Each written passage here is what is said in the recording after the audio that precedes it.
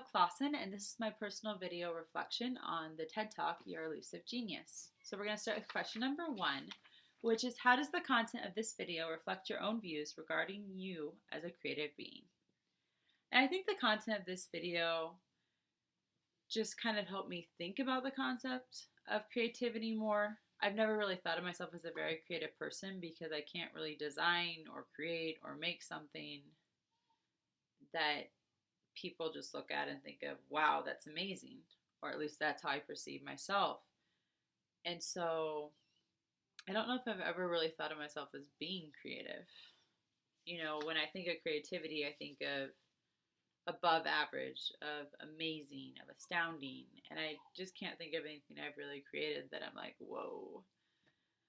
But I did enjoy in the video how Elizabeth shared about the ancient Greeks and the Romans and how they defined genius. And here's just what she kind of stated, that they thought of genius as sort of a magical divine entity who was believed to literally live in the walls of an artist studio, kind of like Dobie the house elf, and who would come out and sort of invisibly assist the artist with their work and would shape the outcome of that work. And I find this definition fascinating because I do think subconsciously this is kind of how I view genius. I just kind of assume that my Dobie's kind of lost somewhere and hasn't shown up yet. Question 2, what did you learn from the video? I'm going to touch on 2 main points that I've learned from the video. And the first is, I don't think I've ever really considered the amount of stress that people who've already created something that was successful can be under to replicate that same level of success again. And the aspect of mental health, I think, is sometimes a disregarded topic all around, but particularly when you're discussing creativity.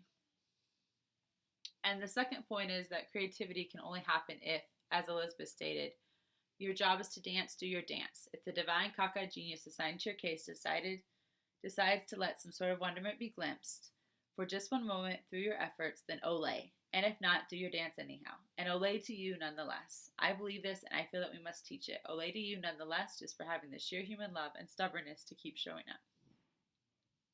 Question 3. How did the content of the video change your understanding about creativity and the creative process? I'm not sure the content of the video really changed my understanding of creativity, but it did cause me to reflect on what creativity means to me and the creative process, and I really enjoyed learning about how the ancient Greeks and Romans viewed creativity versus the scholars in the Renaissance versus people today. And so I would say that the video maybe didn't change my view of creativity, but made me more interested in exploring what creativity really means to me. Question 4. In what ways can you use the content of this video in some aspect of your work or daily life? I plan on using the content of this video to begin putting myself in environments or situations in which I can be more inspired to be creative and have an olé moment. And if I do get an olé moment, I plan on dancing. But if not, I plan on keep on trying anyway.